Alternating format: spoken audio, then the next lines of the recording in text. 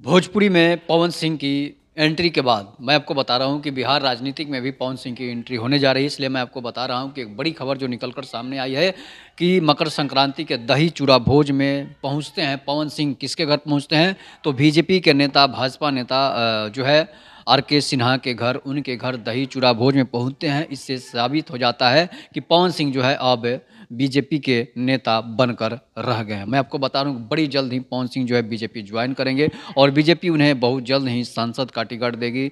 उसके बाद उनके पत्नी जो है ज्योति सिंह है, उनको जो है विधानसभा का टिकट मिलना तय है। मैं आपको इसलिए बता रहा हूँ कि आर के सिन्हा और ऋतुराज सिन्हा के घर जिस तरह से पवन सिंह भोज में पहुँचते हैं, उससे लगता है कि बीजेपी में पवन सिंह की फिर से एंट्री जो है वो होने वाली है। इसलिए मैं आपको बता रहा हूँ कि आर के सिन्हा एक बहुत बड़े नेता हैं और राज्यसभा सांसद भी हैं बीजेपी के। ऋतुराज सिन्हा भी एक बहुत बड़े भावी कर्णधार नेता हैं। जिसके बाद पवन सिंह उनके घर पहुंचते हैं दही चूड़ा भोज में। दिलीप जायसवाल भी पहुंचते हैं जो बीजेपी के प्रदेश अध्यक्ष हैं। इसके बाद जो है अब मामला गर्मा गर्म माहौल का होता है। सभी लोग साथ मिलकर दही चूड़ा का आनंद लेते हैं। उसके बाद पवन सिंह औरंगाबाद के लिए निकल जाते हैं।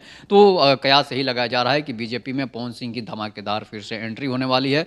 इसलिए कि बीजेपी के नुकसान जो है पवन सिंह के बदौलत हुआ है, जिसकी वजह से बीजेपी अब नहीं चाहेगी कि पवन सिंह के चलते हमारा नुकसान फिर से हो जाए। और बीजेपी को अगर पवन सिंह को एंट्री करा लेती है तो शायद बीजेपी का जो नुकसान हुआ था उस नुकसान से बीजेपी बच जाए। और पवन सिंह भी एक जीते हुए जिताऊ कैंडिडेट हैं, इसलिए पवन सिंह को टिकट मिलना अब लगभग लगभग तय हो गया है। और ये बीजेपी एक बहुत बड़ा गेम प्लान भी सेट करेगी, इसलिए कि स्टार प्रचारक के रूप में पवन सिंह को बिहार विधानसभा के 2025 के चुनाव में भी रखेगी, जिसके लिए पवन सिंह की एंट्री कराई जा रही है। और पवन सिंह की एंट्री धमाकेदार होती है और पवन सिंह पावर स्टार कहे जाते हैं।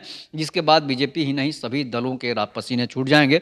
इसलिए पसीने छूट जाएंगे कि पवन सिंह एक बहुत बड़े चेहरे हैं, बहुत बड़ा उनका फैन फॉलोइंग है, बहुत बड़े दर्शक जो है उनके साथ जुड़ जाते हैं। जिसकी वजह से पवन सिंह को एंट्री लेना मजबूरी था बीजेपी को। अगर बीजेपी एंट्री नहीं लेती तो कोई दूसरा पार्टी ले लेता, तो समझ लीजिए कि बीजेपी के लिए मुसीबत बन जाते पवन सिंह। इसलिए पवन सिंह को आर के सिन्हा के द्वारा जो है पवन सिंह को दही चूड़ा भोज में बुलवाया गया था।